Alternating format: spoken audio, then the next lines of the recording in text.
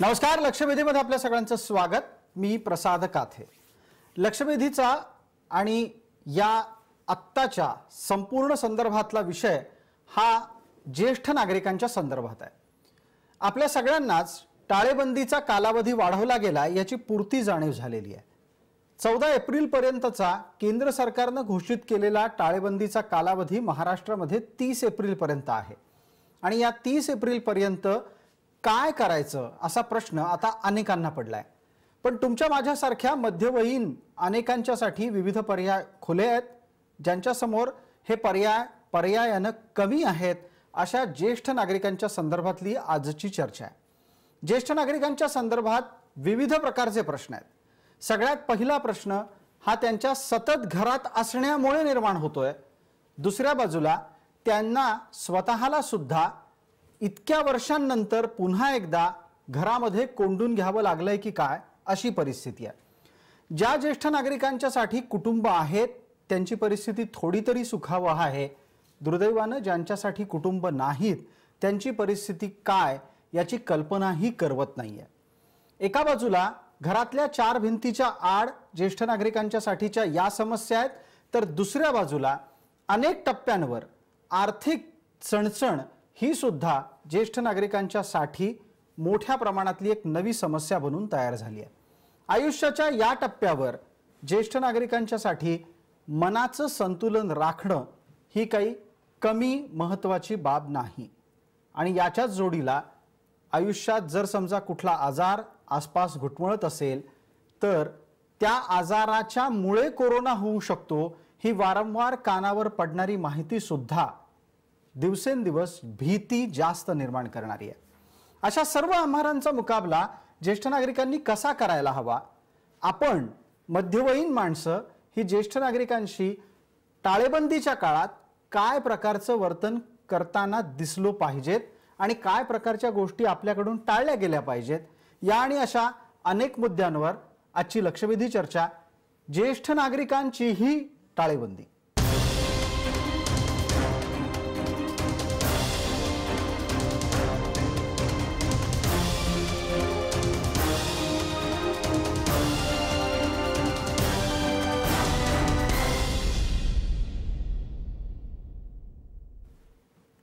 लक्षवेधीच्या या भागात आपल्याबरोबर सहभागी झालेले मान्यवर कोण आहेत त्यांचा परिचय आपल्याला करून देतो। आपल्या सोबत आहे डॉक्टर संजय पाटील, हे पुणे IMA अर्थात इंडियन मेडिकल असोसिएशनचे माजी अध्यक्ष आहेत। ते पेशानं वैद्य डॉक्टर आहेतच हे आपल्याला त्यांच्या नावाच्या आणि पदाच्या उल्लेखाने लक्षात आलेलं असेल। आपल्या सोबत मानसोपचार तज्ञ डॉक्टर राजेंद्र बर्वे आहेत, त्याचबरोबर सामाजिक कार्यकर्ते आहेत आपल्या सोबत 2।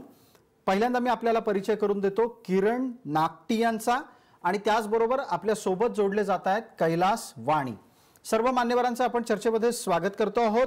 मला या क्षणाला किरण नागटी यांना पहिला प्रश्न विचारायचा आहे। किरणजी, माझा आवाज आपल्यापर्यंत पोहोचत असेल अशी अपेक्षा करतो आणि थेट विचारतो की गेल्या साधारण 15 ते 18 दिवसांमध्ये टाळेबंदीचा जसजसा प्रभाव वाढत गेला आणि त्यामुळे माणसाचं व्यक्ती स्वातंत्र्य संकोचित गेलं, अशा वेळेला ज्येष्ठ नागरिकांच्या कोणत्या समस्या प्रकर्षाने तुमच्या समोर आल्या? नमस्कार प्रसादजी। नमस्कार किरणजी, आपण फक्त थोड्या मोठ्या आवाजात बोला इतकीच विनंती करतो, खणखणीत आवाजामध्ये बोला। किरणजी प्रसादजी बोला बोला। खरं तर 20 तारखेपासून आम्ही ही ज्येष्ठ नागरिकांची सेवा सुरू केली। झालं असं की जेव्हा लॉकडाऊन जाहीर झाला त्या आधीपासून जगामध्ये जी काही परिस्थिती होती घडत होती, कोरोनाचं जे काही भयंकर प्रलय ज्याला म्हणूया आपण तो येत होता, तेव्हा प्रश्न असा पडला की ज्येष्ठ नागरिकांवर ह्याचा प्रादुर्भाव जो होतोय त्याचा फटका ज्येष्ठ नागरिकांना जास्त बसतोय आणि मग ज्येष्ठ नागरिकांनी तर अजिबातच घराच्या बाहेर पडायचं नाहीये। ही जेव्हा परिस्थिती निर्माण झाली तेव्हा आमच्या असं लक्षात आलं की ज्येष्ठ नागरिकांना आपण काही घरपोच सेवा दिल्या पाहिजेत आणि त्यांच्या एका बटनवर त्यांना त्यांच्या घरी आपण सेवा उपलब्ध करून देऊया। आणि ह्याचा जो प्रवास सुरू झाला तेव्हा आम्हाला जे जे अनुभव आले ते आतापर्यंत सुरूच आहेत। घरात असलेल्या ज्येष्ठ नागरिकांना खरं तर आता ह्या सगळ्या बातम्या म्हणजे काही जणांचं असं आहे की मुलं अमेरिका लंडन इथे आहेत आणि इथे दोघंच आजी आजोबा आता ते राहतात म्हणजे त्यांची वय 80-82 आहेत. मुलांचं तिकडे टेन्शन आहे मानसिकरित्या, म्हणजे त्यांनी न्यूज लावल्यानंतर ते जगाचा सगळा आकडा बघत चालल्यानंतर त्यांना स्वतःला असं लक्षात येतं अरे आपल्याला डायबिटीस आहे, आपल्याला इतर आजार आहेत. त्यामुळे त्यांची मानसिकरित्या जे काही खच्चीकरण होतं ते बघितल्यानंतर आम्हाला सारखं सारखं असं त्यांना सांगावंसं वाटायचं की आता आपल्या इथे ही परिस्थिती होणार नाहीये. आजी आजोबा तिथे जी परदेशात तुमची मुलं आहेत ती सुद्धा सुखरूप असतील आणि आपली जी परिस्थिती आहे ती परदेशाच्या मानाने खूप चांगली आहे हे आम्ही सांगण्याचा नेहमी सतत प्रयत्न करत असतो, आजही असतो. अगदी किरणजी, आपण हा जो मुद्दा मांडलात हा बऱ्यापैकी आता कळीचा मुद्दा ठरू लागलेला आहे. अनेक ठिकाणी ज्येष्ठ नागरिकांचे अपत्य हे या ना त्या कारणामुळे परदेशात आहे. कदाचित दुसरं कुठलं अपत्य असेल तर ते लग्न होऊन दूर राहायला गेलेलं आहे आणि पर्यायानं त्या ज्येष्ठ नागरिकांच्या आयुष्यात आत्ताच्या घडीला एकलकोंडेपणा आलेला आहे. हा एक अत्यंत मोठा मानसिक आघात आहे. त्या एकलकोंडेपणाशी संघर्ष करणारा ज्येष्ठ नागरिक दुसऱ्या बाजूला टाळेबंदीतल्या व्यक्ती स्वातंत्र्याच्या संकोचाचाही सामना करतोय. हा विषय तसा मानसोपचाराच्या दृष्टीनं महत्वाचा आहे, पण वैद्यकीय दृष्टीनंही या टप्प्यावर एका चर्चेची गरज आहे. आणि जेव्हा आपल्या पाल्याच्या चिंतेमध्ये अडकलेले ज्येष्ठ नागरिक हे मानसिकदृष्ट्या अधिकाधिक खचण्याची शक्यता असते, तेव्हा त्याचा त्यांच्या तब्येतीवर होणारा परिणाम काय? प्रसादजी, सर्वप्रथम मी आपल्याला धन्यवाद देतो. ज्येष्ठ नागरिक आपण साधारणतः 60 वर्षाच्या वरील व्यक्तींबद्दल आपण बोलतो साधारणतः, आणि वयोमानानुसार या ग्रुपमध्ये ब्लड प्रेशर, डायबिटीस किंवा ischemic heart disease, liver disease किंवा किडनीचे प्रॉब्लेम किंवा अस्थमा किंवा कॅन्सर अशा बऱ्याच व्याधी असू शकतात. आणि या सर्व व्याधींमध्ये डॉक्टरांची ट्रीटमेंट चालू असताना सगळं काही व्यवस्थित असताना जर का अँझायटी आणि जर का काही मानसिक ताण आला तर ह्याच्यातले सगळेच पॅरामीटर बदलू शकतात. उदाहरणार्थ ब्लड प्रेशर एखाद्याचं शूटअप होऊ शकतं, डायबिटीस त्याचा जो आहे तो अनकंट्रोल होऊ शकतो, आणि अस्थमाचा सुद्धा एखादा अटॅक येऊ शकतो, आणि इतर मॅनेजमेंटमध्ये सुद्धा फरक पडू शकतो. आता साधारणतः मला एक 10 मिनिटापूर्वी एक फोन आला की एका ज्येष्ठ नागरिकाला डोळ्यामध्ये रक्तस्राव झालेला आहे, आणि जे डॉक्टर फिजिशियन आहेत माझे मित्र त्यांनी त्यांना तपासलं आणि सांगितलं की यांचं बीपी शूटअप झालेलं आहे.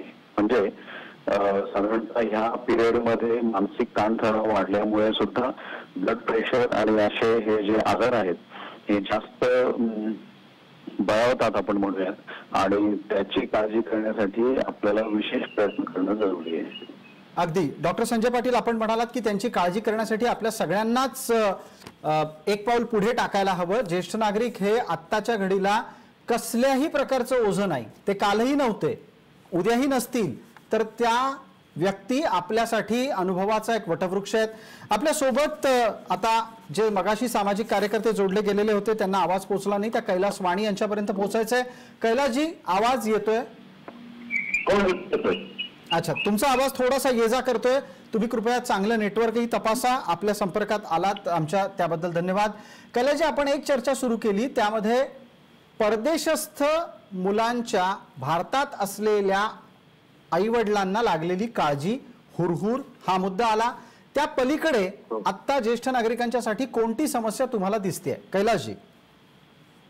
नमस्कार प्रसादजी. नमस्कार. हा, जेव्हा हे आम्ही वाणी चेंबर ऑफ कॉमर्स आणि गो करोना असं एक जेव्हा हे लॉकडाऊन झालं तेव्हा आम्ही एक विचार केला, आमचे पार्टनर श्यामकांत शेंडे आणि मी, की आपण ह्या नागरिकांसाठी आणि जनरल लोकांसाठी अन्नधान्य पुरवण्याच्या बाबतीत काय करता येईल. तर आम्ही 24 तारखेपासून एक आपुलकीचं जेवण आणि ज्येष्ठ नागरिकांसाठी आपल्याला काय काय सुविधा देता येतील असा आम्ही एक प्रयत्न सुरू केला. जवळजवळ 5-6 ग्रुप आम्हाला याच्यामध्ये जोडले गेले. म्हणजे शहरातील फक्त ज्येष्ठ नागरिक नाही तर लहान मुलांपासून तर ज्येष्ठ नागरिकांपर्यंत आपण याच्यामध्ये मदत करत आहोत. म्हणजे उदाहरणार्थ ज्येष्ठांच्या कोणी जर आजारी असेल तर त्याला घरी जाऊन चेकअप करणे, त्यांना औषधं पुरवणे, आणि काही ज्या गरजा महिला आहेत त्यांना पण आम्ही अँब्युलन्स मधून हॉस्पिटल पर्यंत पोहोचवण्याची व्यवस्था केलेली आहे. अंदाजे 100 ते 150 कार्यकर्ते दिवस रात्र या उप नगरामध्ये रात्रंदिवस काम करत आहेत. म्हणजे ज्येष्ठ नागरिकांच्या याच्यामध्ये ते घरी आजोबा आजी एकटे असतात. ते आमच्या ग्रुपवर म्हणजे जे पत्रकार संघ आणि काही टीव्ही चॅनल वाल्यांचा आमचा एक ग्रुप आहे, त्या ग्रुपमध्ये मेसेज येतो आम्हाला. त्या मेसेज आल्यानंतर काही तिथे आजोबाला डबा पोहोचवायचा, तर आम्ही तिथे घरी जाऊन आमचे कार्यकर्ता डबा पोहोचवतो. कोणा जर हॉस्पिटल मेडिसिनची जर गरज असेल तर तिने प्रिस्क्रिप्शन आम्ही त्यांच्या घरपोच मेडिसिन पण देतो. अच्छा, थोडक्यात काय तर विविध प्रकारची मदत तुम्ही करता आहात. मला डॉक्टर राजेंद्र बर्वेंपर्यंत आता पोहोचायचं आहे. बर्वे सर, आवाज येतोय आपल्याला?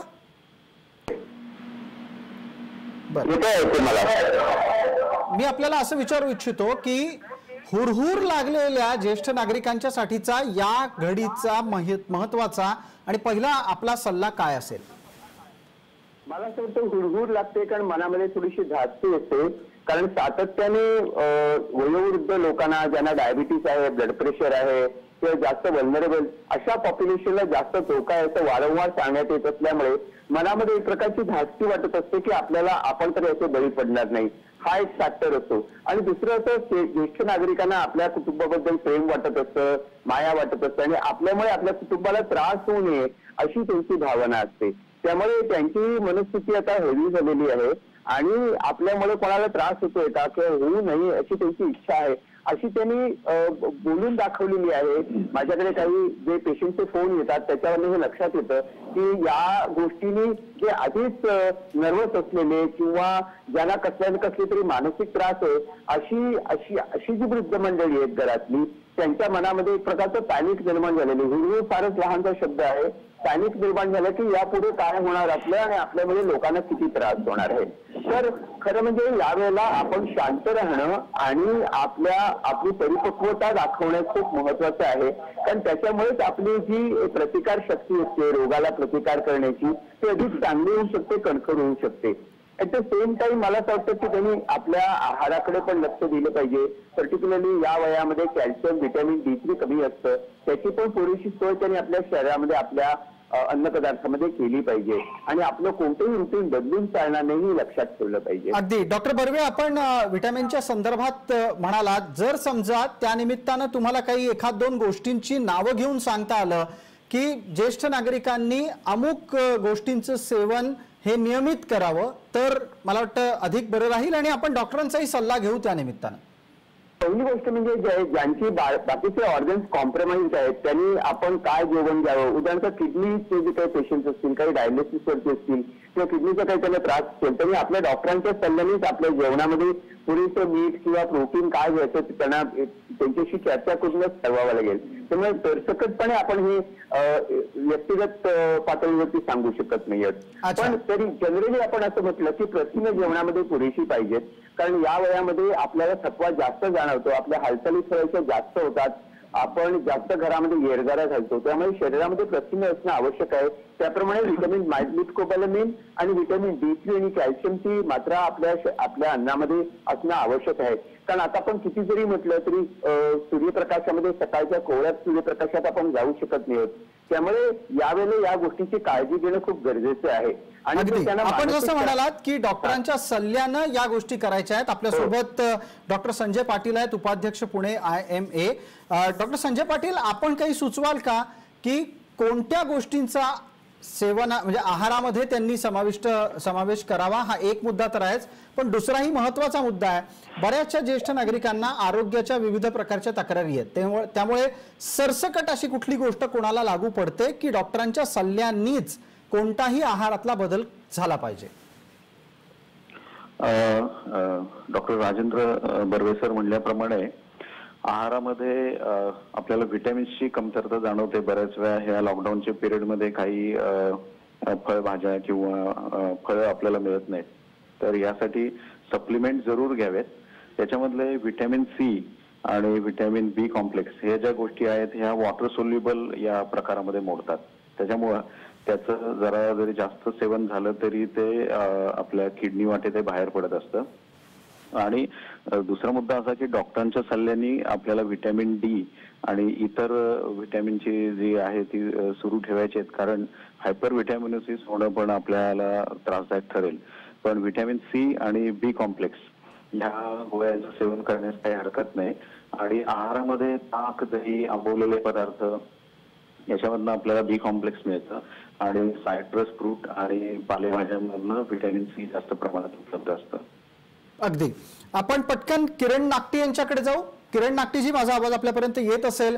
विविध प्रकारच्या औषधांच्या आणि आहाराच्या संदर्भातली ही चर्चा सुरू असताना संबंधित औषधं आणि आहार हा ज्येष्ठ नागरिकांपर्यंत पोहोचेल यासाठी तुम्ही काही पावलं उचलता का? हो, अर्थातच. वी आर फॉर यू नावाचं अभियान आम्ही खरं तर 20 तारखेपासूनच सुरू केलं आणि त्या वी आर फॉर यू मध्येच ते सगळं दडलेलं आहे. जेव्हा ज्येष्ठ नागरिक ते व्हॉट्सअपला आलेला त्यांचा मेसेज बघतात आणि त्यांना ते खूप बरं वाटतं की वी आर फॉर यू म्हणजे आमच्यासाठी कुणीतरी आहे. म्हणजे जरी माझा मुलगा परदेशात असेल, मुलगी परदेशात असेल, पण हे कोणीतरी आहे. मग त्यांचा कॉल येतो की बाबा असं असं माझं औषध संपलेलं आहे, ते दादा आणून देशील का, बाळा आणून देशील का. आणि त्यांना जेव्हा ते आम्ही औषध आणून देतो तेव्हा त्यांचं एक वेगळं समाधान असतं. म्हणजे जसं मगाशी आपण म्हणत होतो की रोगप्रतिकार शक्ती कुठेतरी ती वाढली पाहिजे, मानसिकरित्या प्रतिकार शक्ती वाढली पाहिजे, हे खूप त्यांच्यासाठी गरजेचं असतं. अगदी. एक अत्यंत महत्वाचा मुद्दा आपण मांडलात की मनानंही या परिस्थितीत आपण टिकूनच राहायचंय. याच संदर्भातला सातत्यानं विचार ज्येष्ठ नागरिकांच्या मनात आला पाहिजे. मनानं कोणत्याही प्रकारे त्यांनी खचून न जाणं ही खूप मोठी काळाची आत्ताची गरज आहे. कैलास वाणी आपल्या बरोबर आहेत. कैलासजी, आपणही ज्येष्ठ नागरिकांचं जीवन सुसह्य व्हावं म्हणून प्रयत्न करता. मला असं सांगा की गेल्या काही दिवसात तुमच्या अशा काही गोष्टी लक्षात आल्या आहेत का की जे ज्येष्ठ नागरिक कुटुंबाशिवाय जगता आहेत त्यांच्यात काही प्रमाणात नैराश्य वाढतंय किंवा त्यांच्या कटकटी वाढलेल्या आहेत, त्या स्वतःवर रागराग करण्याचा प्रकार वाढलेला आहे? कारण काय, जेव्हा घरामध्ये फॅमिली एक असते नाही, कैलास वाणी माफ करा, आपला आवाज येत नाहीये त्यामुळेच मी आपल्याला थांबवतोय. हा प्रश्न मी डॉक्टर राजेंद्र बर्वेंपर्यंत घेऊन जातो. डॉक्टर राजेंद्र बर्वे, याच संदर्भातलं आपलं मार्गदर्शन अपेक्षित आहे की एखाद्या वेळेला आपण मगाशी माणसं हुरहुर लागणं, चिंतेत जाणं याची चर्चा केली. आताची चर्चा ही जास्त गरजेची याही मुद्द्यावर आहे की माणसांना आणि त्यात सुद्धा खास करून ज्येष्ठ नागरिकांना स्वतःचा राग यायला लागतो, स्वतःवरच चिडचिड वाढते. त्या परिस्थितीत त्यांनी काय करायचं हा तर मुद्दा आहेच, पण त्यांच्या आसपास असलेल्यांनीही काय करायचं? सर्वसाधारणपणे या वयोवृद्ध मंडळीमध्ये पटकन धीर जातो, पेशन्स संपतो असं आपल्या लक्षात येतं आणि घायकुतीला आल्यासारखं वाटतं. अशा वेळेला खरं म्हणजे आपण अधिक परिपक्वपणे किंवा पोक्तपणे या सगळ्या गोष्टीचा विचार केला पाहिजे. अनेकदा असं होतं की एखादा प्रश्न वृद्ध नागरिकांना परत परत परत परत विचारायचा वाटतो, कारण त्यांची मनस्थिती अशी असते की त्यांचं पटकन समाधान होत नाही. त्यामुळे एकच प्रश्न परत परत विचारणं ह्याचं घरातल्या मंडळींनाही त्याचा त्रास होतो आणि वृद्ध मंडळींनी पण हे टाळणं खूप गरजेचं आहे. कारण एक स्वतःला धीर देणं, स्वतः आश्वस्त राहणं खूप महत्वाचं आहे. आपलं जर आपण चटापटकडे जास्त पाहिले असतील तर आपण शांत राहणं एवढं आपण शिकणं गरजेचं आहे. ऍट द सेम टाइम ही मंडळी तुम्हाला त्रास देण्याकरता मुद्दाम काही प्रश्न विचारतात किंवा काहीतरी गोंधळ निर्माण करतात असं घरातल्या मंडळींनी वाटू नये. त्यांच्या वयाचा तो परिणाम असतो. तिसरा एक महत्वाचा मुद्दा आपल्या या चर्चेमध्ये राहून जातोय ते म्हणजे ज्या वृद्ध माणसांना ऑलरेडी काही प्रॉब्लेम्स आहेत, म्हणजे डिमेन्शिया सारखे, अल्झायमर सारखे रोग आहेत, त्यांची काळजी घेणं खूप महत्वाचं ठरतं. कारण त्यांच्यापर्यंत यातलं कोणतंच गांभीर्य पोहोचलेलं नसतं, यातली कोणतीच गोष्ट त्यांना समजलेली असते असं नाही. त्यामुळे त्यांना ऐकूही कमी येत असतं, दिसूतही कमी असतं आणि त्यांचा वर्तमान काळाशी संबंध नसतो. तेव्हा अशा व्यक्ती कम्प्लिटली या नॉर्मल जगाशी त्यांचा संबंध नसतो. त्यामुळे अशा व्यक्तींना सांभाळणं हे घरातल्या मंडळींना पण जिकिरीचं होतं. परंतु आपण हे समजून घेतलं पाहिजे की त्यांना यातली काहीही माहिती नाहीये आणि त्यांना जरी आपण ही माहिती दिली तरी त्यांच्या ती लक्षात राहील असं आपण गृहीत धरू शकत नाही, कारण त्यांचा मेमरी लॉस ऑलरेडी झालेला आहे. त्यामुळे अशा ज्या व्यक्ती आहेत अशा व्यक्तींची काळजी घेणं खूप महत्वाचं आहे. ऍट द सेम टाइम एकच मुद्दा, ऍट द सेम टाइम की वृद्ध लोकांची काळजी घेणारी जी मंडळी असतात, आता सायकोलॉजिकल रिसर्च असं सांगतो की वृद्ध मंडळीची काळजी घेणारी जी माणसं असतात त्यातल्या 50% लोकांना डिप्रेशनचा ऑलरेडी त्रास झालेला असतो, म्हणजे त्यांना होतच असतो, कारण सारखं बर्नआउट होत असतं. त्यामुळे सगळ्या कुटुंबांनी एकत्र येऊन स्वतःची काळजी घेणं आणि दुसऱ्याला धीर देणं महत्वाचं आहे. त्याच्याकडे मी काही गोष्टी तुम्हाला सुचवू इच्छितो. पहिली गोष्ट म्हणजे या विषयावर वारंवार चर्चा करून चालणार नाही. पुन्हा पुन्हा आपण त्याच गोष्टी बोलत राहतो, एकमेकांना तेच सांगत राहतो, ते पूर्णपणे आपण टाळलं पाहिजे. हा विषय सोडून अनेक विषय बोलण्यासारखे असतात, ते आपण त्याची चर्चा केली पाहिजे. आनंदाच्या गोष्टी असतात, सिनेमा बघत असताना किंवा नाटक बघत असताना आपण टीव्हीवरती किंवा कुठेही, तर त्याच्याविषयी चर्चा, हसी खेळीचं वातावरण आपल्या घरामध्ये राहिलं पाहिजे. आणखी काही ज्येष्ठ नागरिकांना मी नेहमी सल्ला देत असतो की तुम्हाला जर गतकाळात राहायला आवडत असेल तर तुम्ही जुने अल्बम काढून बसा, ते बघा, त्यातले जुने फोटो बघा, त्याच्याविषयी बोला. लोकांना त्याच्याविषयी गंमत वाटते, आपला जुना काळ आठवतो, जुनी गाणी आठवतात आणि मग त्याच्यामध्ये आपला वेळ चांगला जाऊ शकतो. ज्या गोष्टीमध्ये आपलं मन रमतं तिथे रमवणं गरजेचं आहे, कारण ही जी परिस्थिती आहे याच्याकरता आपण व्यक्तिगत पातळीवरती फारसं काही करू शकत नाही. जे करणं शक्य, आपण हा जो सल्ला देता आहात की जुन्या काळात जर त्यांना रमायला आवडत असेल तर त्यांनी तो मार्ग अनुसरावा. दुसरा महत्वाचा मुद्दा आपण सांगितलात की सातत्यानं परिस्थितीतल्या नकारात्मक गोष्टींची चर्चा करण्याची गरज आहे. याला एक शास्त्रीय संशोधन पण आहे. असं संशोधन आहे की जुन्या काळामध्ये रमणारी जी सिनियर मंडळी असतात, वृद्ध माणसं असतात, की जर त्या काळात रमली आणि ज्या काळातल्या पुन्हा त्यांनी क्रिकेट मॅचेस बघितल्या किंवा फुटबॉल मॅचेस बघितल्या, त्या काळातले सिनेमा बघितले, तर असं प्रयोगाने सिद्ध झालेलं आहे की त्यांची जी ब्लड प्रेशरची किंवा डायबिटीसची औषधं असतात ती सुद्धा कमी होतात. म्हणजे केवळ त्या गतकाळामध्ये रमण्यामुळे तुमचं वर्तमान तुम्हाला जाणवत नाहीये आणि तुम्हाला ते खूप त्रासदायक वाटतंय. अशा खुशाली या काळामध्ये रमायला हरकत नाही. त्या काळामध्ये असलेली तब्येत आणि त्या काळातला असलेला उत्साह तुम्ही परत अनुभवू शकता. अगदी खरंय, कारण कोणत्याही गोष्टीचा सामना माणूस मनानं आधी करायला पाहिजे, करू शकतो आणि मग तो शरीराने त्या परिस्थितीचा, आव्हानांचा मुकाबला करतो. हे सर्व विदित आहे. आपल्यासोबत कैलासवाणी आता जोडले गेलेले आहेत. मला अपेक्षा आहे की कैलासजी आता आपला आवाज नीट आणि सुस्पष्टपणे आमच्यापर्यंत पोहोचेल. कैलासजी, मी आपल्याला प्रश्न हाच विचारतो की तुमच्या पाहण्यामध्ये सर्वसाधारणपणे गेल्या काही दिवसात याच प्रकारच्या ज्येष्ठ नागरिकांच्या आव्हानांचा काही एखादा अनुभव आहे का? परत संपर्क तुटला. किरण नागटींसाठी हा प्रश्न आहे. किरणजी, आपल्याला पोहोचला असेल हा प्रश्न अशी अपेक्षा करतो. अगदी बोला. अगदी परवाकडे एक मला अनुभव आलाय की सकाळी 5:30 वाजता मला एक फोन आला कुलकर्णी आजोबांचा, आणि ते म्हणाले की तुम्ही मला हेल्प करू शकता का? मला जर 15 मिनिटात तुम्ही जेल्युसिल आणून दिलं नाही तर मला कदाचित हार्ट अटॅक येऊ शकतो. तर मी शॉक झालो की आजोबा तुम्ही असं नका म्हणू, मी येतोय तिथे पोहोचतोय. आता ते खरं तर घोडबंदर भागामध्ये आहे, जागा होती ती त्यांचं घर. मग मी तिथे गेलो, एक 15 ते 20 मिनिटं, अर्धा तास जो काही लागला, जेल्युसिलची बॉटल घेऊन गेलो. त्यानंतर मी आजी आणि आजोबा दोघंच होते. ते जेल्युसिल दिलं, त्यांनी पहिले ते जेल्युसिल प्यायले ते, आणि नंतर मला त्या आजी पटकन म्हणायला लागल्या, अरे बाळा हे रोजच आहे यांचं. म्हणजे मानसिकरित्या बघा किती परिणाम झालेला असतो. त्यांना कोणीतरी सांगितलंय की तुम्हाला छातीत जळजळल्यानंतर जेल्युसिल प्यायलं तरच हार्ट अटॅक येणार नाही. आणि ही गोष्ट अगदी म्हणजे लहान वयात कसं असतं, लहान मूल आणि ज्येष्ठ ते किती पॅरलली मानसिकतेचे असतात बघा. आणि मग ते आजोबांना इतकं बरं वाटलं, ते म्हणाले बघ तुझ्या जेल्युसिलमुळे ना मला हार्ट अटॅक नाही आला. म्हणजे खरं तर कुठली गोष्ट कुठे कनेक्ट होते ती. म्हणून मी मगाशी सुद्धा सांगितलं की मानसिकरित्या प्रतिकार शक्ती यांची वाढली ना तर आजार, जसं आम्ही इथे ज्येष्ठ नागरिक संगीत कट्टा गेली अनेक वर्ष घेतोय, जुनी गाणी त्यांना जी येतात ती गुणगुणायला लागल्यानंतर बघा ते सगळं विसरून जातात. खरं आपण जे आता उदाहरण दिलं ते खरंच अतिशय चांगलं उदाहरण यासाठी सुद्धा आहे.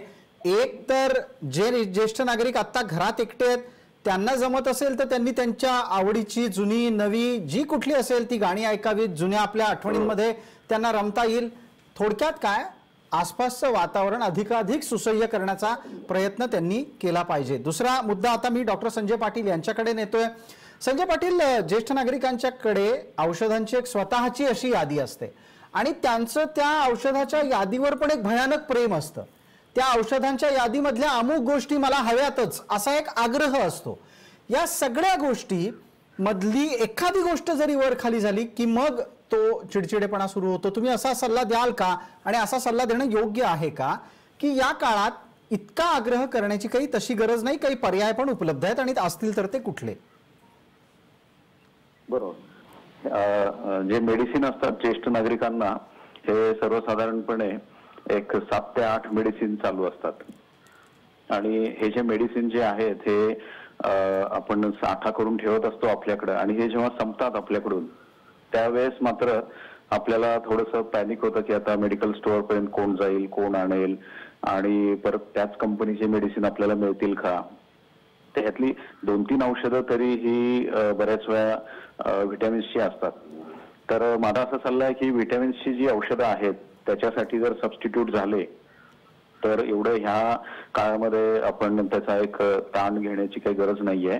आणि जे मेडिसिन मात्र डॉक्टरांनी सांगितले जे रेग्युलर डोसमध्ये आहे ते मात्र मिळण्याचा इन्सिस्टन्स करणं अतिशय योग्य आहे. बरं, आपण हा जो एक सल्ला दिला त्यानिमित्तानं मग तांत्रिकदृष्ट्या एक पुढचा महत्वाचा मुद्दा असा उपस्थित राहतो की आपल्या पेशा अंतर्गत आणि त्याचबरोबर जे MR किंवा औषध विक्री करणाऱ्या कंपन्या आहेत त्यांच्या माध्यमातून राज्य पातळीवर अशी कुठली हेल्पलाईन आहे का की जिथे आवश्यक त्या औषधाच्या साठीची मागणी नोंदवली तर ते घरपोच येऊ शकतं, किंवा जर राज्य पातळीवर नसेल तर टप्प्याटप्प्यानं अशा कुठे हेल्पलाईन सुरू आहेत का? सर्वसाधारणपणे आता बरेचसे डॉक्टर टेलिमेडिसिनचा वापर करतायत आणि पेशंटला ते सल्ला देत आहेत की असं असं आहे तर तुम्ही ह्या प्रकारची औषधं घ्या, किंवा जुने काही माहितीचे पेशंट असतात त्यांच्या काही पॅरामीटर्स चेक करून ते सांगतात की तुम्ही ही औषधं पुढे चालू ठेवा. परंतु मेडिकल स्टोअरवरती जाऊन जर का आपल्याला पर्टिक्युलर औषध मिळालं नाही तर तिथून सुद्धा एक फोन येतो की ह्या टाईपचं औषध नाहीये, मिळायला हे सबस्टिट्यूट चालेल का. तर त्या पद्धतीने पण त्यांना सल्ला दिला जातो आणि ऑनलाईन मेडिसिनचा सुद्धा आता सध्या आपल्याला फायदा घेता येतोय की जो आपण मध्ये थोडासा विषय तो बाजूला पडला होता ऑनलाईन मेडिसिनचा, पण सध्या बरेच जण ऑनलाईन मेडिसिनचा पण फायदा करून घेत आहेत. पण त्यासाठी अशी डेडिकेटेड हेल्पलाईन माझ्या तरी पाहण्यामध्ये नाहीये. बरं, आपण किरण नागटींना पुढचा प्रश्न विचारतोय. किरणजी, वयोवृद्ध नागरिकांमध्येही महिला आणि पुरुष या दोघांच्या समस्या वेगळ्या आहेत. महिलांच्या समस्या या पुरुषांच्या तुलनेत कमी असतात का? कारण त्यांची स्वतःची सहन करण्याची क्षमता ही तुलनेनं जास्त मानली जाते. हे गृहीतक कितपत योग्य आहे आणि तुमचा अनुभव काय आहे? समस्या तसं बघायला गेलं तर म्हणजे मी जे बघतोय आता तर महिलांच्या समस्या जास्त आहेत, पण त्यांचं जिथे आजी आणि आजोबा आहेत तिथे आजीचं लक्ष सगळं आजोबांचं काय काळजी घेण्यामध्ये जात असतं. त्याच्यामुळे तिला आजीला आपल्या होणारा त्रास असते ना तो ती जसं आपली आई सगळं लपवत असते किंवा ती सहन करत असते, जसं म्हणतो सहनशक्ती जास्त असते त्याप्रमाणे. पण काही अंशी असं सुद्धा बघायला मिळतं की एकट्याच राहतायत, त्या आजी एकटीच राहते तर ती बिचारी ती एकलकोंडी झाल्यानंतर तिला शारीरिक त्रासापेक्षा पुन्हा तेच की मानसिक त्रास जास्त होत असतो प्रत्येक वेळेला. आणि दोन जिथे आहेत आजी आजोबा जिथे आहेत तिथे परिस्थिती तीच आहे की आजी मला नेहमी मी बघतोय की सावरताना दिसते आजोबांना. अगदी, हे एक फार चांगलं उदाहरण आपण देताय की आजी आजोबांना सावरताना दिसतेय. पण त्याच चर्चेत मग एक आणखीन मुद्दा आपल्याला आणायला हवा, तो आहे संयुक्त कुटुंब पद्धतीच्या संदर्भातला. डॉक्टर राजेंद्र बर्वेंना पुढचा प्रश्न आहे.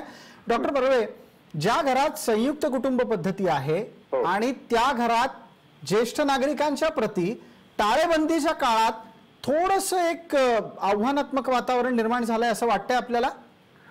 काही प्रमाणात झालेलं आहे. कारण जेव्हा काय खूप महत्वाची गोष्ट अशी आहे की जेव्हा आपल्याला एखाद्या गोष्टीची काळजी वाटते किंवा कशाची आपल्याला भीती वाटत असते त्यात एक फिलिंग असतं, त्याला आम्ही हेल्पलेस असहाय्य वाटत असतं आणि अशी असहाय्यतेची भावना वृद्ध मंडळींच्या मनात पटकन निर्माण होत असते. त्यामुळे त्यांना सातत्याने आम्ही तुमच्या बरोबर आहोत, आमचा आधार तुम्हाला आहे ही गोष्ट त्यांना वारंवार सांगावी लागणार आहे. त्यांची ही मानसिकता आपण लक्षात घेतली पाहिजे. आणि संयुक्त कुटुंब पद्धतीमध्ये एक फायदा असा असतो की घरामध्ये 4 माणसं असल्यामुळे थोडस वेगवेगळ्या माणसांची बोलून पण थोडा तुमचा वेळ जातो, तुमच्या वेळेला काही सत्य येतं. मला त्या दृष्टीने आणखी मगाशी मी म्हटलं त्या दोन महत्वाचे टिप्स मला द्यायचे ज्या अगदी लक्षात ठेवल्या पाहिजेत वयोवृद्ध नागरिकांनी सुद्धा. एक म्हणजे अशा काळामध्ये जेव्हा सगळ्या गोष्टी अनसर्टन असतात, म्हणजे या सगळ्या गोष्टी अनिश्चित असतात तेव्हा 2 गोष्टींची आपल्याला निश्चिती करावी लागते. ते म्हणजे आपली झोप बरोबर पाहिजे, आपला आहार बरोबर पाहिजे आणि आपला विहार म्हणजे आपला व्यायाम बरोबर पाहिजे. या सगळ्या गोष्टी करता जे आपलं रुटीन असतं स्ट्रक्चर ते आपण पक्क ठेवलं पाहिजे. त्याच्या आधारे आपण एक एक प्रकारची प्रेडिक्टेबिलिटी येते की काय करायचं, केव्हा करायचं. ते जर मला माहिती असलं तर माझ्या मनातलं पॅनिक कमी होत असतं. त्यामुळे घरातल्या मंडळी त्यांचं जे स्ट्रक्चर आहे, जे वेळेचं त्यांचं जे भान आहे ते त्यांना टिकवण्याकरता वेळेवर सगळ्या गोष्टी करणं महत्वाचं आहे. तिसरा एक महत्वाचा मुद्दा आहे, जो विशेष करून एकटे राहत असतात. आता आपल्याला जसं आता यांनी सांगितलं की त्यांनी जेलून लिहून दिलं. अशा वेळेला आम्ही वृद्ध मंडळींना घरातल्या ते त्यांचे मदत करणारे तर त्यांना असं सांगत असतो की शक्यतो वेगवेगळ्या रंगाच्या एन्व्हलप्स पाहिजेत आणि प्रत्येक एन्व्हलप मध्ये कोणत्या गोळ्या घ्यायच्या, किती वाजता घ्यायच्या हे स्पष्टपणे त्या औषधाच्या नावासकट वरती लिहिलेलं पाहिजे. कधी कधी लक्षात न आल्यामुळे आपण औषध घेतलं की नाही याची सुद्धा त्यांना चिंता वाटत असते. त्यामुळे डबल औषधं घेतली जातात. डायबिटीस सारखी किंवा ब्लड प्रेशर सारखी औषधं डबल घेऊन चालत नाही. तर त्याची खात्री पटावी म्हणून अशी सोय त्यांची असली पाहिजे आणि त्यांनी स्वतः करून घेतली पाहिजे की आपल्याला खात्री पटली पाहिजे की आजच्या दिवसाच्या गोळ्या मी ठराविक वेळेला घेतो त्या मी घेतलेल्या आहेत. नंतर छोटीशी गोष्ट असते ती पण आपल्या लक्षात येत नाही.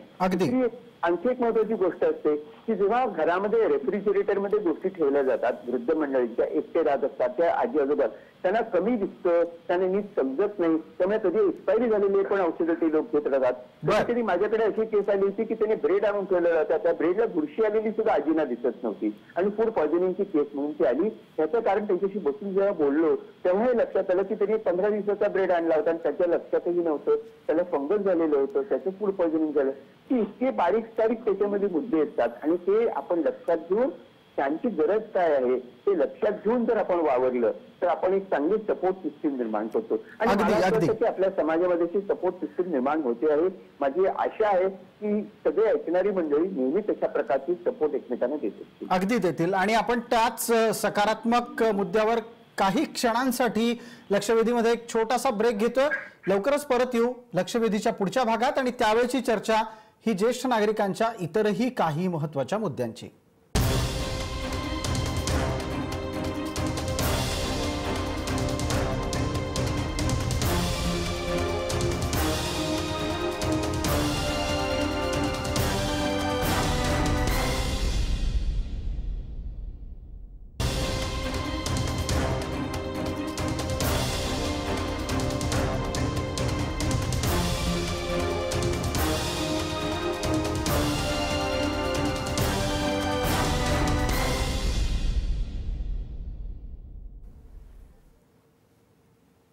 लक्षवेधीच्या या भागात आपल्या सगळ्यांचं स्वागत. आता ज्येष्ठ नागरिकांच्या संदर्भातल्या एका महत्त्वाच्या मानसिक गोष्टीची चर्चा आपण करणार आहोत आणि तो विषय आहे तो त्यांच्यातल्या हट्टीपणाच्या बाबत. डॉक्टर राजेंद्र बर्वे आपल्या सोबत आहेत, तसंच डॉक्टर संजय पाटील आहेत, किरण नागटी आहेत, कैलास वाणी आहेत. कैलासजी, आता आपण या चर्चेत सुरुवात तुमच्यापासून करतो आणि अपेक्षा करतो की आपला फोन निदान आता डिस्कनेक्ट होणार नाही. सर्वसाधारणपणे ज्येष्ठ नागरिकांच्या हट्टीपणाचे अनेक किस्से आपल्या सगळ्यांनाच माहिती असतील, आपल्या आजूबाजूला ते घडतही असतील. हा हट्टीपणा हा केवळ आणि केवळ वयाच्या एका टप्प्यातला हट्टीपणा आहे, पण तो तितक्या सहजपणे आसपासची ज्येष्ठ नागरिकांच्या आसपासची माणसं स्वीकारतीलच असं नाही. तुमच्या पाहण्यात टाळेबंदी लागू झाल्याच्या पासून या हट्टीपणामुळे वाढलेले काही संघर्ष लक्षात आले आहेत का आणि त्याच्यावरचा काय तोडगा तुम्हाला निघालेला दिसला? जेव्हा आम्ही काही ठिकाणी आमची मंडळी गेली औषधं वगैरे घेऊन किंवा डॉक्टरांना घेऊन, तेव्हा असं आम्हाला प्रामुख्याने जाणवलं की त्यांची थोडीशी चिडचिड वाढलेली आहे, एकलपणा वाढलेला आहे आणि टाइमवर काही गोष्टी न मिळाल्यामुळं ते एक साहजिक आहे. औषधं टाइमवर नाही मिळाले किंवा काही वस्तू व्यवस्थित नाही मिळालं तर तो वेळेवर जेवणाचं नाही मिळालं तर जेवणाचं एक मोठी एक समस्या होती की जी आम्ही सोडवली आहे की जिथं जिथं असे वृद्ध लोक आहेत ज्यांना याची गरज आहे, म्हणजे नवरा आणि बायकोच आहेत तर बाकी कोणी नाही त्यांच्याकडे, तर महत्वाचं ते टाइम टू टाइम त्यांना जेवण नाश्ता हा पोहोचवला पाहिजे. म्हणजे ज्यांची करून ते स्वतः तर बनू शकत नाही त्यांना ही सर्व्हिस फार महत्वाची की टाइम टू टाइम काय डायबिटीस पेशंट असतात, काहींना बीपीचा त्रास आहे, प्रत्येक आजार आहे, तर त्यांना टाइमवर जे जेवण खाणं पिणं मिळालं तर त्यांना त्याची तेवढंच एक चिडचिडपणा किंवा हा एक कमी होतो त्याच्यामध्ये.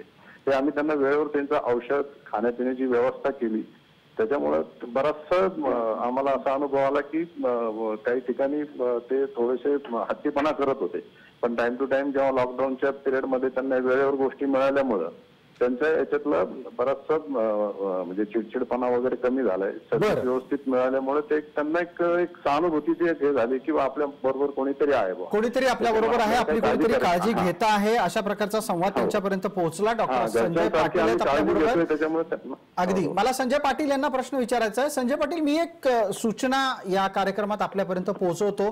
तशा प्रकारची जर अंमलबजावणी होत असेल महाराष्ट्रात डॉक्टरांकडून तर खूपच चांगलं आहे. पण असं होतंय का, हाही प्रश्न आहे की डॉक्टरांनी आपल्याकडच्या यादीतल्या ज्येष्ठ नागरिकांना दिवसाला त्यातले 4-4 जण निवडून एकदा फोन करायचा, असं होऊ शकतं? होऊ शकतं. या संदर्भामध्ये महाराष्ट्रातल्या बऱ्याचशा ब्रांचेसमध्ये ऍक्च्युली हेल्पलाईन सुरू झालेल्या आहेत डॉक्टरांच्या. आणि हेल्पलाईनची कन्सेप्टच अशी आहे की घरी बसल्या याच्यामध्ये तुम्ही त्या सांगितलेल्या फोन नंबरला फोन करायचा आहे. म्हणजे साधारणतः 9 ते 10 एक डॉक्टर असतील, 10 ते 11 वाजता 11 दुसरे असतील, 11 ते 12 तिसरे डॉक्टर असतील आणि असे एक डॉक्टर्सचे टीम आपल्याकडे आहेत. आणि हेल्पलाईन सुरू होणार आहे पुण्यामध्ये. ही 15 तारखेपासून हेल्पलाईन सुरू होईल. आणि याच्यामध्ये हेल्पलाईन मध्ये फक्त मेडिसिनचाच सल्ला दिला नाही जाणार, काही प्रिव्हेन्शन प्रिकॉशन हे पण सांगितलं जाईल. आणि याच्यामध्ये ज्येष्ठ नागरिकांना जर काही डॉक्टरांना काही प्रश्न विचारायचे असले आणि काही हसत खेळत सुद्धा गप्पा मारायच्या असतील तरी सुद्धा आपण ते करू शकू. अगदी. हा एक अत्यंत चांगला मुद्दा या निमित्तानं चर्चेत आलाय. सगळ्यांनी त्याची नोंद घ्यावी की पुण्यामध्ये आणि पुण्याबरोबरच सर्व जिल्हा पातळीवर डॉक्टरांच्या माध्यमातून हेल्पलाईन सुरू होत आहेत. 15 एप्रिल पासून त्या पद्धतीचीच एक हेल्पलाईन पुण्यामध्ये सुरू होतीये, याची नोंद सगळ्यांनी घ्या.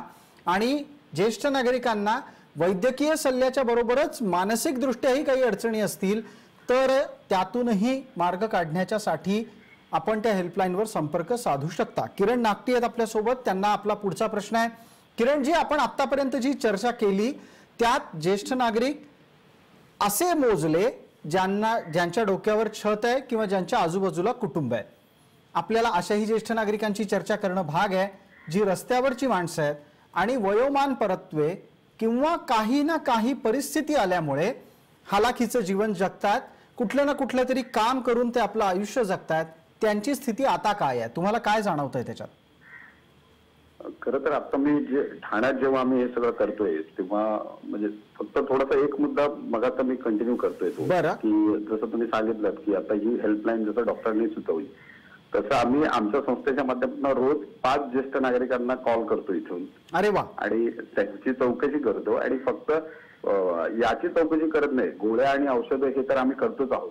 त्यांना कुठलं गाणं आवडतं, त्यांना कुठला सिनेमा आवडतो हे सगळं विचारतो आणि त्या नोंदी आम्ही ठेवतोय. अच्छा. मग जर समजा एखाद्या ज्येष्ठ नागरिकांनी एखादं विशिष्ट गाणं, एखाद्या विशिष्ट सिनेमाची फरमाईश केली तर त्याची नोंद करून तुम्ही पुढे काय करता? कारण आमच्या इथे ज्येष्ठ नागरिक संगीत कट्टा आम्ही गेली 3 वर्ष चालवत असल्यामुळे यांच्यातले अनेक ज्येष्ठ हे स्वतः गाणं गातात.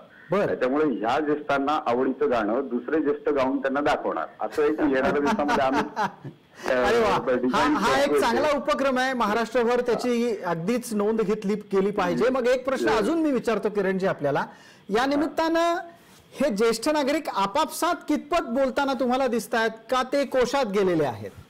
नाही, त्यांच्या आवडीच्या विषयावर ते अगदी कितीही त्रास असला त्यांना तरी ते बोलतात. बरं. म्हणजे त्यांचा तो आवडीचा विषय असायला हवा. कुठला विषय सध्या त्यांच्या आवडीचा आहे असं तुम्हाला वाटतं? सध्या एक गोंधळ असा आहे. सध्या काय होतंय की आपण कोरोनाचं इतकं सगळ्यात आजूबाजूला वातावरण असल्यामुळे आम्ही ते अवॉइड करायला बघतोय प्रत्येक वेळेला. बरं. आम्ही त्यांची जी आवड आहे ना ती हे करण्याचा प्रयत्न करतो. म्हणजे आम्ही आता मी स्वतः जातो तेव्हा त्यांना सांगतो श्लोक आणि स्तोत्र आजोबा तुम्हाला खूप चांगली येतात अनेक वर्षापासून, पण ते आपल्या नातवंडांना येत नाहीये. मग आता आपण एक स्पर्धा घेणार आहोत आजोबा, तर तुम्ही तयारी करून ठेवा. मग त्यांना ते खूप बरं वाटतं. स्पर्धा घेणार आहेत, ठीक आहे, मला तर हे येतंय, मला तर ते येतंय, सगळं ते असतं ना त्यांचं की बाबा मला हे सगळं येते. मग ती स्पर्धा आम्ही तुमची घेणार आहोत. त्याच्यामुळे आणि तुम्ही जे श्लोक आणि स्तोत्र म्हणणार आहात आजोबा त्याचा व्हिडिओ आम्ही शेअर करणार आहोत. त्यामुळे तुम्ही सगळ्यांना म्हणजे आणि हे खरंच आम्ही ते प्लॅन करतोय. ते येत्या 2 दिवसात त्याचं डिझाईन पण आमचं तयार होईल. क्या बात आहे. मला वाटतं डॉक्टर राजेंद्र बर्वे आपण कौतुकाची थाप मारायला हवी या निमित्ताने. येस, प्रश्नच नाही. खूपच छान आहे आयडिया ही. आणि मला असं वाटतं की याच बरोबर कोरोना बरोबर राजकारणाचा पण विषय टाळावा, कारण त्यांनी उगाचच लोक हमरी तुमरी करतात. ऑलरेडी घरामध्ये व्हॉट्सअपवरनं भांडणं सुरू झालेली आहेत, तर आपण टाळूया आणि त्या गोष्टीवरती आपण रमूया. पण याला एक चांगला सायंटिफिक बेसिस आहे. अमेरिकेमध्ये या गोष्टीचा खूप चांगला अभ्यास झालेला आहे आणि त्यामुळे या गोष्टी अधिक आपण निश्चितपणे सांगू शकतो की त्यांना या अशा प्रकारच्या स्पर्धाची आवड निर्माण होते. आणि डॉक्टर, शिवाय आपल्या लहान मुलांवर सुद्धा प्रसादजी त्याचा एक खूप चांगला परिणाम होईल. घरात बसून जी लहान मुलं आहेत, आता सुद्धा काही जण म्हणतात की अरे फक्त सकाळी 12 वाजता आता आमची मुलं उठतायत, आता आम्ही त्यांना उठवू पण शकत नाही, काय करणार, आणि ती फक्त ते गेम्स खेळत आहेत. त्याच्यावर ह्या आजोबांचे स्तोत्र श्लोक याचा जर संस्कार त्यांच्यावर होत राहतील तर मूळ खरं तर संस्कार आणि संस्कृती आपली हीच आहे की महाराष्ट्र काय आणि भारत काय. बरं, अगदी डॉक्टर बरोबर या निमित्ताने एक मुद्दा मांडायचा ते ऐकणार आहोत आपण. हे सगळं सेरिमनीच्या वातावरणात होणं गरजेचं आहे. कारण मी सांगतो मी शहाणा आहे म्हणून तुझ्याकडनं करून घेतो असं जर तरुण पिढीला सांगितलं तर त्यांना फारसं आवडत नाही. तर त्याची जी स्पर्धात्मकता आहे ती किती लवकर पाठ होते बघू, तू कुठनं वाचलंस, या गोष्टीचा अर्थ काय पण आपण बघूया, आपण दोघं डिक्शनरीमध्ये शोधूया किंवा आपण इंटरनेटवरती त्याचा अर्थ शोधूया. पण ते अर्थासकट सांगितलं किंवा काही इंटरेस्टिंग गोष्टी सांगितल्या, अनेक्डोट सांगितले तर त्याच्यामध्ये खूप जास्त इंटरेस्ट येतो. तर मग आपण याच्यामध्ये त्यांचं मन रमवू शकतं. नेहमीच आजोबा आणि मुलं यांच्या नात्यामध्ये एक प्रकारचा गोडवा असतो. विशेषतः मुलांना गोष्टी सांगायला आणि ज्या आजी आजोबांना गोष्टी सांगायला आवडतात त्यांच्याशी अटॅचमेंट अधिक खूप चांगली असते आणि ही अटॅचमेंट टिकवण्याकरता गोष्टींचा उपयोग आपण करून घेतला या काळामध्ये, तर ते खूपच चांगलं आहे असं मला वाटतं. अगदी. कैलासवाणी आहेत आपल्या बरोबर. कैलासवाणी, मगाशी एक चर्चेत मुद्दा आणला होता, तिथपर्यंत पोहोचता चर्चा एका वेगळ्या आणि अधिक चांगल्या मुद्द्यावर पोहोचली, पण मी त्या मुद्द्याकडे आपल्याला घेऊन येतो. कैलासवाणी, मुद्दा आहे तो घर नसलेल्या ज्येष्ठ नागरिकांच्या संदर्भातला. त्यांच्या संदर्भातले काय अनुभव तुमच्यापर्यंत पोहोचलेत कैलासजी? हा, ज्यांना घरदार नाहीये मग अशांना आम्ही जे आश्रम आहेत किंवा जे याच्यामध्ये त्यांची आम्ही काही व्यवस्था करतो. त्यांना तिथं त्यांची राहण्याची खाण्यापिण्याची व्यवस्था करतो. आणि बाहेर ज्यांना घर नाहीये, ते घरापासून वंचित आहेत, त्यांना एक मॉरल सपोर्टची फार गरज असते. त्यांना मॉरल सपोर्ट आम्ही द्यायचं काम करतो की तुम्ही एकटे नाही आहात, आम्ही सर्व तुमच्या बरोबर आहोत. या निमित्ताने आपण त्यांना एक बळ देतो की तुम्ही म्हणजे आनंदाने जीवन जगा, हा महत्वाचा त्याच्यामध्ये भाग आहे. आणि त्यांची व्यवस्था, त्यांचे औषधापासून आणि हे सर्व गोष्टींची आम्ही काळजी घेतो, त्यांचा फॉलोअप घेतो. बऱ्याचशा ज्या गरीब महिला असतात, एकट्या असतात, त्यांची फोनवर चौकशी करणं, त्यांना तुम्हाला कैलासजी या निमित्तानं त्यांच्या कोणत्या इतर काही समस्या प्रकर्षानं लक्षात आल्या ज्या सरकारपर्यंत पोहोचल्या पाहिजेत? नाही, आता एकटेपणा असल्यामुळं शेवटी स्वाभाविक आहे, माणसाला घरामध्ये कोणी फॅमिली नसेल किंवा कोणी नसेल तर त्यांना तो एकटेपणा जाणवतोच ना. एकटेपणा जाणवण्यासाठी आपण याच्यामध्ये जे वृद्धाश्रम असो किंवा काय असं आपल्याला ही एक फॅसिलिटी यांच्यासाठी उपलब्ध करून द्यायला पाहिजे. जे पुण्यामध्ये बऱ्याच ठिकाणी आहेत, त्या ठिकाणी आपण त्यांचे व्यवस्थित संगोपन करू शकतो आणि त्यांचं राहिलेलं आयुष्य जे आहे ते व्यवस्थित त्यांचं जाऊ शकतं त्याच्यामध्ये. बर, हा एक महत्वाचा मुद्दा आहे. याच्यावर संदर्भात डॉक्टर संजय पाटील यांना मला एक प्रश्न विचारायचा आहे. पाटील साहेब, आत्ताच्या काळात माणसाला घरातून बाहेर पडणं हे तितकंसं अवघडच आहे. कायद्याचा पडगा सगळ्या ठिकाणी सुरू आहे आणि खरं तर ते प्रत्येकासाठी गरजेचं आहे. पण आपल्यासारख्या डॉक्टरी पेशात असलेल्या माणसांनी आपल्या परिसरात जिथे तुम्ही व्यवसाय करत असाल आणि जिथे राहत असाल तिथे अशा प्रकारच्या वयोवृद्ध माणसांच्या साठी काही करता येईल का? एखादं पाऊल तरी किमान टाकता येईल का घराच्या बाहेर, की ज्यांना निवारा नाही आणि ती माणसं आश्रयाच्या शोधात कुठे ना कुठेतरी सध्या रस्त्याच्या कडेला किंवा कुठेही थांबलेली आहेत? अशा व्यक्तींच्या संदर्भामध्ये आता कैलास सर आणि किरण सर जे म्हणाले, खरोखर त्यांचं काम चांगलं आहे. आणि अशा संघटना आणि अशा संघटना जे काम करतायत ज्येष्ठ नागरिकांसाठी आणि इंडियन मेडिकल असोसिएशन, या दोघांचं जर कोऑर्डिनेशन झालं आणि त्यांच्या हँड्स इन हँड आपण जर का त्यांच्यावर आपण काम केलं तर मग मात्र अजून आपल्याला जास्त चांगला इफेक्ट जाणवेल. आणि नक्कीच अशा सामाजिक संस्थांबरोबर काम करायला IMA ला नक्कीच आवडेल. अगदी डॉक्टर संजय पाटील यांनी एक अत्यंत सकारात्मक भूमिका या निमित्तानं घेतली. किरण नागटी, आपल्याला यातून काय अधिक चांगलं करता येईल? आणि मला वाटतं चर्चेचं फलित हेच असलं पाहिजे की आपण ज्या वेळेला चर्चा एक एक टप्प्यातून पुढे नेऊ त्यातून काही ना काहीतरी चांगलं आणि सकारात्मक फलित निघत राहावं. मला असं वाटतं खूप चांगला विचार सरांनी मांडला आता. IMAच्या माध्यमातून असेल किंवा संयुक्त विद्यमाने असेल. माझं एवढंच म्हणणं आहे की जो आपण आता मगापासून तेच म्हणतोय की ते एकटे आहेत किंवा ते दोघंच आजी आजोबा आहे, याच्यासाठी खऱ्या अर्थानं आपल्याला काही गोष्टी कराव्या लागतील आणि त्याच्यासाठी पुढाकार आपण सगळ्यांनी घेतला पाहिजे. हे त्यांचं मन कुठे रमतंय हे थोडंसं आपल्याला जज करणं गरजेचं आहे. अदरवाईज काय होतंय की त्यांच्या डोक्यात फक्त ती औषधं, त्या बाकी आजार आणि मग आता कोरोना, म्हणजे आता नुसता खोकला जरी झाला आणि शिंक जरी आली तरी संशयाच्या नजरेने आपले शेजारी सुद्धा आपल्याकडे बघतायत. आत्ताची परिस्थिती अशी आहे, शेजारच्या घरामध्ये जर दुर्दैवानं एखाद्या वृद्धाची म्हणजे मृत्यू झाला तर तिथे जाऊ शकत नाहीये आपण, अशी मानसिकता तयार झालेली आहे. कारण त्याचा रिपोर्ट माहित नाहीये आम्हाला. काल ते काका खोकत होते आणि आज दुर्दैवाने त्यांचा नाही येत ते. ह्या मानसिकतेमध्ये आता इथे दुर्दैवानं आपण आलेलो आहोत. किरण नागटे, अत्यंत महत्वाचा विषय आपण चर्चेत आणला, धन्यवाद त्याच्यासाठी. मी पटकन या निमित्तानं डॉक्टर संजय पाटील यांना विचारतो. संजय पाटील, ही समाजातली अविश्वासाची भूमिका आणि परस्परांच्या बद्दलची एक अविश्वासाची भूमिका, या दोन्हीच्या बाबतीत काय बदल अपेक्षित आहे? मला एकदा पुन्हा सांगा, काय म्हणाले? किरण नागटे असं म्हणत होते की एखादा वयोवृद्ध नागरिक हा जर समजा खोकताना शिंकताना दिसला आणि न करो पण दुर्दैवानं दुसऱ्या दिवशी त्याचं निधन झालं तर त्यांचं अंत्यसंस्कार करणं तर हा एक भाग आहे, पण त्यांच्या अंत्यदर्शनाला पण लोक जायला घाबरायला लागलेली आहेत. तर हे घडलंय, कारण काल परवाकडे घडलंय ठाण्यामध्ये. अगदी अगदी. डॉक्टर पाटील, माझा आपल्याला प्रश्न असा आहे की या स्थितीत लोकांना काही सूचना करता येतील का लोकांची भूमिका त्यांच्या जागी योग्य आहे? नाही, आता हा जो आजार आहे, कोरोना जो आहे, हा एका माणसापासून दुसऱ्याला होण्याची शक्यता म्हणजे हे जास्त आहे. ह्याचं संक्रमण होत असतं. तर अशा केसमध्ये एखाद्याचा जर दुर्दैवी मृत्यू झाला आणि त्याच्या अंत्यसंस्काराला जाणाऱ्या व्यक्तींना खरं तर तसं पाहिलं तर तिथून काही ट्रान्समिशन होणार नाहीये. पण अंत्यसंस्काराला जाण्यासाठी आपण जर गर्दी केली तर गर्दीमुळं जो संक्रमण होईल, जास्त प्रसार होईल या आजाराचा, हा एक मुद्दा त्यामध्ये असू शकतो. आणि दुसरी गोष्ट म्हणजे मनात असलेली, समाजाच्या मनात असलेली भीती की करोना कधून कुठून कसा कुणाला होईल हे सांगता येत नसल्यामुळं बरेच जण ह्या अंत्यसंस्काराला किंवा अंत्यदर्शनासाठी जाणं टाळत असतील. तर आपण पण थोड्याशा ह्या गोष्टी समजून घेणं जरुरी आहे की या ठिकाणी आपण गर्दी करत नाहीये आणि आपण घरी राहूनच त्यात मला एक प्रकारची श्रद्धांजली व्यक्त करणं असं आपण करणं जरुरी आहे. अगदी. डॉक्टर संजय पाटील यांनी सांगितलं की प्राप्त परिस्थितीमध्ये सध्या तरी इतकंच होऊ शकतं.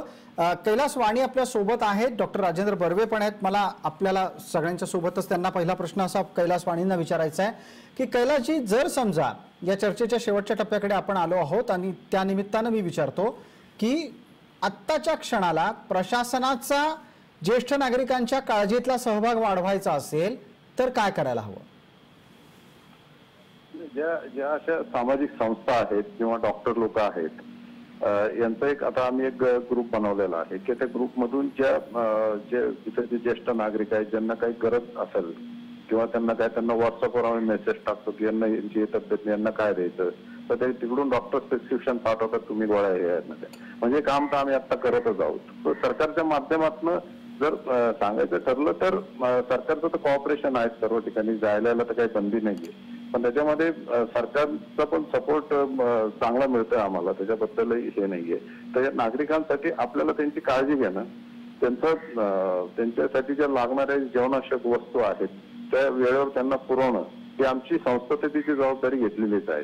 आमच्या एरियामध्ये असं कुठे नाही की कुठे अडचण आली तरी आम्ही तिथं लगेच जाऊन जातो. अगदी. एक मुद्दा या चर्चेत आणखीन आपल्याला घ्यायला हवा, तो आहे सुरक्षेचा. आपण मानसिक स्वास्थ्य, शारीरिक स्वास्थ्य, परस्पर नातेसंबंध या सर्व मुद्द्यांची ज्येष्ठ नागरिकांच्या दृष्टीनं, त्यांच्या दृष्टिकोनातूनही चर्चा केली. सुरक्षेचा एक महत्वाचा मुद्दा आहे. डॉक्टर राजेंद्र बर्वे, आत्ता ज्या वेळेला लोक एकमेकांच्या कडे दरवाजा उघडून जात नाहीयेत, त्यावेळेला ज्येष्ठ नागरिक ज्या घरांमध्ये राहत आहेत त्या घरांच्या सुरक्षिततेच्या मुद्द्यावरही चर्चा करायला हवी. डॉक्टर बर्वे, मला असं वाटतं की आता जी मोबाईलची सेवा आहे किंवा जे नंबर दिलेले आहेत इमर्जन्सीमध्ये बोलवायचे, त्याची एक चांगली समजूत ज्येष्ठ नागरिकांना घालून देणं गरजेचं आहे. अनेकदा जे काही इमर्जन्सी नंबर असतात ते त्यांच्याही लक्षात राहिलेले नसतात. त्यामुळे मी अशा म्हणलेल्या आपण सुरक्षा करण्याकरता कोणाकडे तरी जाऊन राहू शकत नाही, तशी परिस्थिती आहे. त्यामुळे सगळे नंबर व्यवस्थित लिहिलेले आहेत, टेलिफोनवरती लिहिलेले आहेत.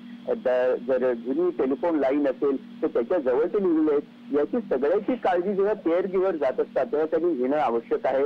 आणि ते जर ठळकपणे नंबर लिहिलेले असतील किंवा जर त्याचं स्पीड डायल केलं असेल तर त्यांना पटकन संपर्क साधता येतो, कारण आपण त्या थांबवलेल्या अवस्थेमध्ये आपल्याला हे करता येत नाही. आणि मला एक जनरल असं सांगायचं आहे, त्यामुळे आता विश्वास अविश्वासाच्या गोष्टी सांगत होतो, पण माझ्या मते सगळ्यात महत्वाची गोष्ट ही आहे की आपल्या श्वासावर तरी विश्वास पाहिजे. ते जोपर्यंत आपण श्वासाकडे लक्ष देतो, श्वासाच्या मदतीने आपलं मन शांत करत असतो, तेव्हा आपलं मन शांत होतं आणि आपण रॅशनल करेक्ट विचार करू शकत असतो. त्यामुळे तुम्ही ज्येष्ठ असा, कनिष्ठ असा की कोणतेही वयाचे असा, की आपण जर मेडिटेशनचा उपयोग केला, ध्यानधारणेचा उपयोग केला तर आपलं मन अधिक शांत राहतं, आपण अधिक चांगलं ऍब्सॉर्ब करू शकतो, चांगलं ऐकू शकतो, चांगले निर्णय घेऊ शकत असतो. त्यामुळे मला वाटतं की हा काळ असा आहे की ते मन शांत राहणं गरजेचं आहे. मी माझे अनेक व्हिडिओ अपलोड केलेले आहेत की ज्या योगे लोकांना ध्यानधारणा कशी पटकन करता येईल, फर्स्ट एड साठी कशी करता येईल, की 1 तास बसा 2 तास बसा असं नाही, तर काही सेकंदात काही मिनिटात कसं करता येईल हे तुम्ही शिकून घेणं खूप गरजेचं आहे. ज्येष्ठ नागरिकांनी सगळ्याच लोकांनी शिकून घेणं गरजेचं आहे, कारण ती आपल्याला पहिली गोष्ट लागते. कारण पॅनिक कधीही निर्माण होऊ शकतं आणि त्यावेळेला आपलं मन शांत राहणं, कंट्रोल राहणं, फोकस राहणं महत्वाचं असतं. आणि त्याच्याकरता आपल्याला सगळ्यात चांगली साथ असते ती आपल्या श्वासाची असते. अगदी. डॉक्टर राजेंद्र बर्वे यांनी या चर्चेत अत्यंत महत्वाच्या टप्प्यावर एक जी सूचना केली ती लक्षात घ्यायला हवी की मनानं खंबीर राहायला हवं, कारण शेवटी कोणत्याही प्रकारच्या आव्हानात्मक स्थितीचा मुकाबला आपल्याला आधी मनाने करायचा आहे, बाकी सगळ्या गोष्टी त्यानंतर येतीलच. डॉक्टर संजय पाटील आणि किरण नागटी तसंच कैलास वाणी आपण सर्व मान्यवर आणि डॉक्टर राजेंद्र बर्वे आपण या चर्चेत सहभागी झालात त्याबद्दल आपले मनपूर्वक आभार. जाता जाता ज्येष्ठ नागरिक ही आपल्या सगळ्यांची जबाबदारी आहे, त्याचबरोबर ते आपलं कर्तव्य सुद्धा आहे. तेव्हा आपल्या घरातले ज्येष्ठ नागरिक असतील किंवा आपल्या आसपासचे ज्येष्ठ नागरिक असतील त्यांच्याशी सुसंवादही राखायला हवा. आजच्या तंत्रज्ञानानं अतिशय सुसज्ज अशा काळामध्ये सुसंवाद राखायला कोणतीच अडचण येत नाही. जमलं तर त्यांना एक फोन करूया, जमलं तर त्यांना निदान डोळ्यानं दरवाजाच्या लांब राहून पाहता सुद्धा येईल, तिथून भरपूर गप्पा मारता येतील. जे जमेल ते करूया, पण सुरक्षा निश्चित बाळगूया आणि एकमेकांना धीर देऊया. परिस्थिती बदलणार आहे, या परिस्थितीत माणूसच जिंकणार आहे. आपण सगळेच या परिस्थितीतून नक्कीच बाहेर येणार आहोत. तुर्तास लक्षवेधीमध्ये इतकंच. ताज्या बातम्यांसाठी पहा फक्त जय महाराष्ट्र.